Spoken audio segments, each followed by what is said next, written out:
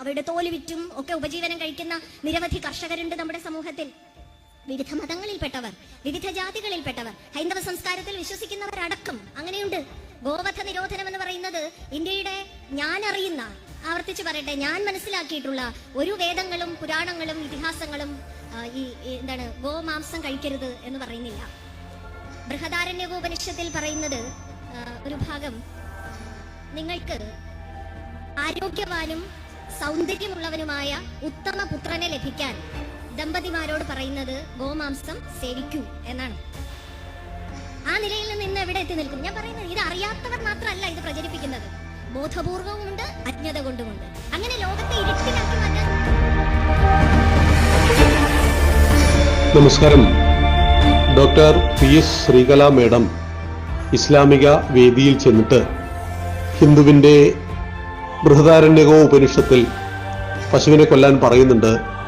അതുകൊണ്ട് നിങ്ങൾ കൊന്നോളൂ എന്നൊരു അംഗീകാര ലൈസൻസ് കൊടുക്കുകയാണ്. പശുവിനെ കൊല്ലുന്നതിൽ കേരളത്തിൽ നിരോധനമില്ല, തമിഴ്നാട്ടിലുമില്ല. 24 സംസ്ഥാനങ്ങളിൽ ഗോമാതാവിനെ കൊല്ലുന്നതിന് നിരോധനമുണ്ട്. അതിൽ 21 സംസ്ഥാനങ്ങളിലും ആ നിരോധനം കൊണ്ടുവന്നത് ഇന്ത്യൻ നാഷണൽ കോൺഗ്രസ് ആണ്. കാരണം 965 വരെ കോൺഗ്രസിന്റെ കൊടിയിൽ മധ്യത്തിലുണ്ടായിരുന്നത് കൈപ്പത്തിയോ ചർക്കയൊന്നും ആയിരുന്നില്ല, പശുവും കിടാവും ആയിരുന്നു. മഹാത്മാഗാന്ധി ഒരിക്കൽ പറയുകയുണ്ടായി, രാജ്യത്തിന് സ്വാതന്ത്ര്യം കിട്ടിയില്ലെങ്കിൽ കൂടി സമ്പൂർണ്ണ ഗോവധ നിരോധനം നടപ്പിലാക്കണം ഭാരതത്തിൽ എന്ന് പറയുകയുണ്ടായിട്ടുണ്ട്. മഹാവിഷ്ണുവിന്റെ 9ാമത്തെ അവതാരം ശ്രീകൃഷ്ണന്റെ ഒരു പര്യായം തന്നെ ഗോപാലൻ എന്നാണ്. ഗോക്കളെ പരിപാലിച്ച ഭഗവാനാണ്. പശുവിനോട് വൈകാരിക ബന്ധം പ്രിയപ്പെട്ട ശ്രീകല മേഡം ഹിന്ദുക്കൾക്കുണ്ട്. വൈകാരിക ബന്ധമുള്ളത് കൊണ്ടാണ് ശ്രീകല മേഡത്തിന്റെ വീട്ടിൽ ഒരാൾ മരിച്ചാലുള്ള ആ ഭാവമല്ല, പത്രത്തിലെ ചരമക്കോളം കാണുമ്പോഴുണ്ടാകുന്ന ഭാവം. പത്രത്തിൽ ദിവസവും 100 കണക്കിന് ആളുകൾ മരിച്ച ചരമക്കോളം നമ്മൾ വായിക്കാറുണ്ട്. നിങ്ങളും ഞാനും വായിക്കാറുണ്ട്. അതൊന്നും കണ്ട് നമ്മൾ ആരും കരയാറില്ല, സങ്കടപ്പെടാറില്ല, ഒരു പരിധി വിട്ടിട്ട്. എന്നാൽ നമുക്ക് പ്രിയപ്പെട്ട നമ്മുടെ വീട്ടിൽ നമ്മുടെ ബന്ധു, നമ്മുടെ മകനോ മകളോ, നമ്മുടെ അച്ഛനോ അമ്മയോ മുത്തച്ഛനോ മുത്തശ്ശിയോ ആരെങ്കിലും മരിച്ചാൽ നമുക്ക് കൂടുതൽ സങ്കടമുണ്ടാകുന്നത് നമുക്ക് അവരോട് വൈകാരിക ബന്ധമുണ്ട് എന്നതുകൊണ്ടാണ്. പശുവിനോട് എനിക്ക് വൈകാരിക ബന്ധമുണ്ട്. അമ്മയുടെ മുലപ്പാലിനൊപ്പം ഞാൻ കുടിച്ചു വളർന്ന പാല് പട്ടിയുടെയും പന്നിയുടെയും പാലല്ല, പശുവിന്റെ പാലാണ്. പശുവിന്റെ പാല്, മോര്, തൈര്, നെയ്യ്, വെണ്ണ ദൈനംദിന ജീവിതത്തിൽ ഇത് ഏതെങ്കിലും ഒന്നും ഉപയോഗിക്കാത്ത ഒരു ദിവസം പോലുമില്ല. പിന്നെ ഞങ്ങളുടെ മുത്തശ്ശനും മുത്തശ്ശിയും ഞങ്ങളുടെ അച്ഛൻ്റെയും അമ്മയും ഒക്കെ കാലഘട്ടത്തിൽ ഞങ്ങളുടെ എല്ലാം വീടുകളുടെ തറകൾ മെഴുകിയിരുന്നത് ചാണകം കൊണ്ടായിരുന്നു. ഇന്നും ഞങ്ങളുടെ നാട്ടിലെ ക്ഷേത്രങ്ങളിൽ ശുദ്ധികലശം നടത്തുന്നത് ചാണകം ഉപയോഗിച്ചിട്ടാണ്. ഞങ്ങളുടെ എല്ലാ അമ്മയും മുത്തശ്ശനും മുത്തശ്ശിയും എല്ലാം തന്നെ യാതൊരു അറപ്പുമില്ലാതെ, ഇന്ന് ഞങ്ങളും ഒരു അറപ്പുമില്ലാതെ തൊടുന്ന ഒരു വിസർജ്യമാണ് പശുവിന്റെ ചാണകം. അപ്പൊ അതുകൊണ്ട് തന്നെ പശുവിനോട് ഞങ്ങൾക്ക് വൈകാരിക ബന്ധമുണ്ട്. ഇപ്പൊ ശ്രീകല മേഡം വീട്ടിലേക്ക് പോകുമ്പോൾ ഒരു മരം കടപുഴകി വീണത് കാണുന്നു. മരം മരിച്ചു. മേഡം കരയുമോ? കുറച്ച് കഴിഞ്ഞപ്പോൾ ഒരു വണ്ടി കയറിയിട്ട് പട്ടി ചതഞ്ഞരഞ്ഞ് പോയ രംഗം കാണുന്നു. മേഡം എന്ത് പറയും? ഇതൊന്നും കുഴിച്ചിടാൻ ആളില്ലേ, പഞ്ചായത്തൊന്നും ഇല്ലേ എന്ന് ചോദിക്കും. മേഡം കുഴിച്ചിട്ടില്ല. കുറച്ച് കഴിഞ്ഞപ്പോൾ ഒരു മനുഷ്യനിങ്ങനെ തൂങ്ങിയാടുന്നത് കാണുന്നു. സൂയിസൈഡ് ചെയ്തിരിക്കുകയാണ്. അപ്പൊ നമുക്ക് 3 മരണം കണ്ടു. ആ സൂയിസൈഡ് ചെയ്ത ആള് നമുക്ക് ശ്രീകല മേഡത്തിന് വളരെ പ്രിയപ്പെട്ട ഒരാളാണെന്ന് ധരിക്കുക. അപ്പൊ 3 മരണം കണ്ടു, 4 ഭാവമാണ് നമ്മുടെ ഉള്ളിൽ ഉണ്ടായത്. മരം മരിച്ചപ്പോഴും പട്ടി മരിച്ചപ്പോഴും മനുഷ്യൻ മരിച്ചപ്പോഴും ഒരേ ഭാവമല്ല. അപ്പൊ എല്ലാ ജീവജാലങ്ങളും ഹിന്ദുക്കൾക്ക് ഒരുപോലെയല്ല, എല്ലാ ജീവജാലങ്ങളും ഒരു മനുഷ്യനും ഒരുപോലെയല്ല, എല്ലാ മരണവും നമുക്ക് ഒരുപോലെയല്ല എന്ന് മേഡം മനസ്സിലാക്കണം. ഹിന്ദുക്കൾക്ക് പശുവിനോട് വൈകാരിക ഭാവമുണ്ട്. പശുവിനെ കൊല്ലുന്നത് പോലെ തന്നെയാണ് പോത്തിനെ കൊല്ലുന്നത്, ആടിനെ കൊല്ലുന്നത്, ഇനി മനുഷ്യനെ കൊല്ലുന്നത് അങ്ങനെ തന്നെയാണ്.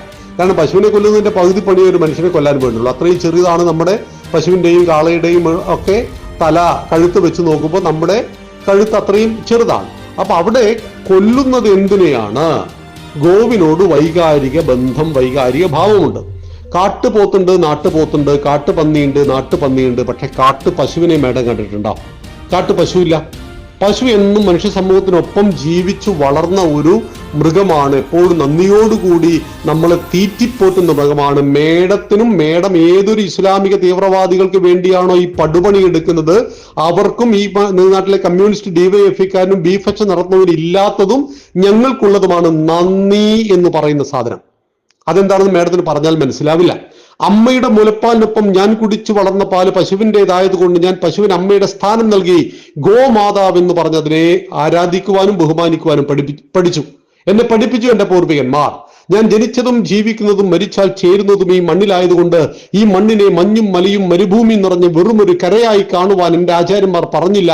മാതാ ഭൂമി പുത്രോഹം പൃഥിവ്യ, നീ ഈ മണ്ണിന്റെ മകനാണ്, ഈ ഭൂമി നിന്റെ അമ്മയാണ് എന്ന് പഠിപ്പിച്ചു.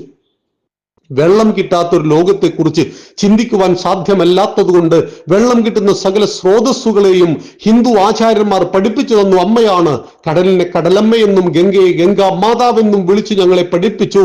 അതുകൊണ്ട് ഞങ്ങൾ രാവിലെ എഴുന്നേറ്റ് ഭൂമിയെ തൊട്ട് വന്ദിച്ചു പറയാറുണ്ട്, സമുദ്രവസനെ ദേവി പർവ്വത സ്ഥനമണ്ഡലെ വിഷ്ണുപത്നി നമസ്തുഭ്യം പാദസ്പർശം ക്ഷമസ്വമേ.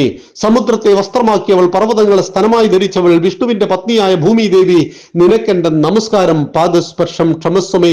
അമ്മേ, എന്റെ പാദസ്പർശം ക്ഷമിച്ചാലും എന്ന് പറഞ്ഞ് ഭൂമിയെ തൊട്ട് വന്ദിച്ച് ഭൂമിയോട് മാപ്പ് പറയുന്ന ഒരു ഹിന്ദുവിന് ഈ ഭൂമിയെ സംരക്ഷിക്കുന്ന, കാർഷിക രാജ്യമായ ഭാരതത്തെ സംരക്ഷിക്കുന്ന, അനേക കോടി കർഷകന്മാരുടെ ജീവിതത്തെ സ്വാധീനിക്കുന്ന ആ ഗോമാതാവ് പ്രായമാകുമ്പോൾ കൊന്നു തിന്നണമെന്ന് പറയുന്നത് ശ്രീകലാ മേഡത്തിന്റെ സംസ്കാരമാണ്. അത് ഞങ്ങളുടെ സംസ്കാരമല്ലെന്നറിയണം.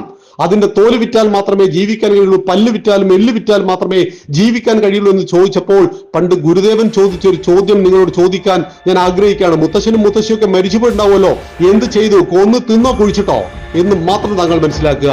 നന്ദി, നമസ്കാരം.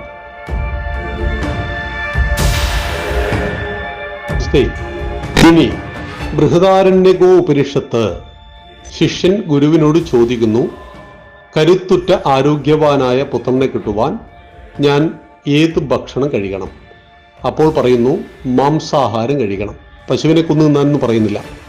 മാംസം കഴിച്ചാൽ കരുത്തുറ്റ മക്കളെ കിട്ടും. അപ്പോൾ തന്നെ ഗുരു തിരുത്തുന്നുണ്ട്, ബുദ്ധിശക്തിയുള്ള കുട്ടിയെ കിട്ടണമെങ്കിൽ കഴിക്കേണ്ട ഭക്ഷണം മാംസാഹാരമല്ല. ബുദ്ധിക്ക് ശക്തിക്ക് സെപ്പറേറ്റ് ആയിട്ട് ഭക്ഷണമാണ്. ബ്രാഹ്മണൻ കഴിക്കുന്ന ഭക്ഷണം ക്ഷത്രിയൻ കഴിച്ചാൽ ശരിയാവില്ല. ക്ഷത്രിയൻ യുദ്ധത്തിന് പോകേണ്ടവനാണ്. അതുകൊണ്ട് തന്നെ ലോകത്തിലെ ഒട്ടുമിക്ക ആർമികളിലും അല്ലെങ്കിൽ 99% ആർമികളിലും മാംസം ഒപ്പം മദ്യം സപ്ലൈ ചെയ്യുന്നുണ്ട്. എന്തുകൊണ്ട്? അവിടെ വളരെ ക്രൂരമായ കർമ്മങ്ങൾ ചെയ്യേണ്ടവരാണ് ഒരു സൈനികൻ. ഒരു യുദ്ധം വന്നാൽ, പാകിസ്ഥാനുമായിട്ടാണ് യുദ്ധമെങ്കിൽ പാകിസ്ഥാനിലെ സൈനികൻ അവിടുത്തെ മനുഷ്യനാണ്. അപ്പൊ സ്വാഭാവികമായിട്ട് അവരെ കൊല്ലണം. അപ്പൊ ഒരാളെ കൊല്ലുക എന്ന് പറയുന്നത് ബ്രാഹ്മണനെ കൊണ്ട് പറ്റില്ല, ക്ഷത്രിയനെ കൊണ്ടേ പറ്റുള്ളൂ.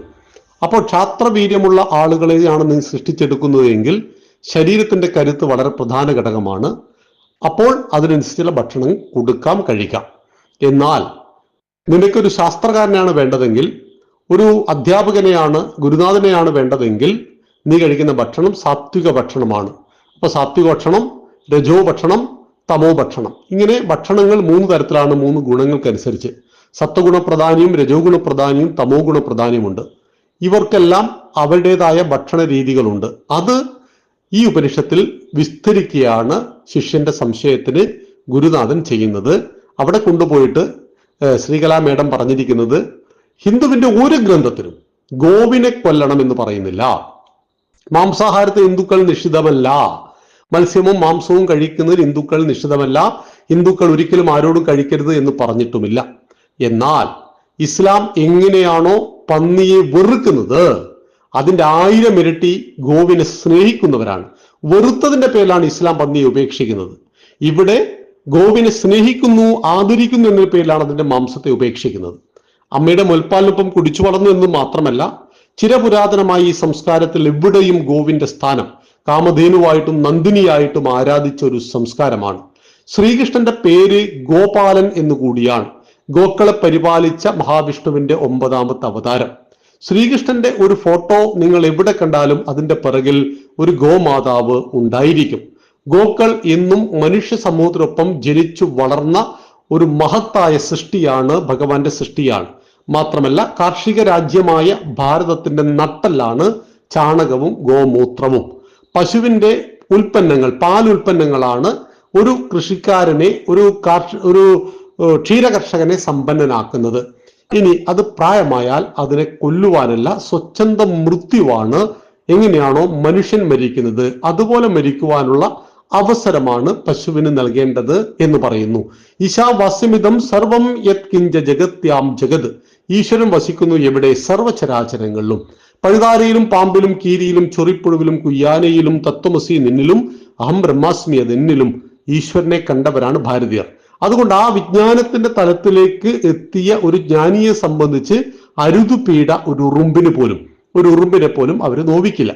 എന്നാൽ എല്ലാവരും ആ തലത്തിലേക്ക് എത്താത്തവരായതുകൊണ്ടും ലോകത്തിൽ ഇഷ്ടംപോലെ ഭീകരന്മാരുള്ളത് കൊണ്ടും ഈ രാജ്യത്തിന് സൈന്യം ആവശ്യമുള്ളത് കൊണ്ട് തന്നെ ഒരു സൈനികന്, ക്ഷത്രിയന് മാംസാഹാരം വിധിച്ചിട്ടുണ്ട്. അതിലൊരു വേദത്തിലോ ഉപനിഷത്തിലോ ഇതിഹാസങ്ങളിലോ പുരാണങ്ങളിലോ പശുവിനെ കൊന്നു തിന്നാൻ, പശുവിനെ കൊല്ലുവാൻ പറയുന്ന ഒരു വരി പോലുമില്ല എന്ന് മനസ്സിലാക്കണം. ഇനി എവിടെയെങ്കിലും ഉണ്ടെങ്കിൽ അതിന്റെ മുകളിലും താഴെയുള്ള ചോദ്യത്തിന്റെ മറുപടിയായിട്ട് അവിടെ അതിന് കൃത്യമായ ഉത്തരവും ഗുരുനാഥൻ കൊടുക്കുന്നുണ്ടാവും. അതുകൊണ്ട് ബൃഹദാരണ്യകോ ഉപനിഷത്തിനെ കുറിച്ചാണ് ശ്രീകലാ മേഡത്തിന്റെ ഡൗട്ട് എങ്കിൽ അത് വെച്ചിട്ടുള്ള ഒരു തുറന്ന സംവാദത്തിന് ഞങ്ങൾ വെല്ലുവിളിക്കുകയാണ്. ആരോഗ്യപൂർണമായ ആശയ സംവാദത്തിന്റെ ഒരു വെല്ലുവിളി.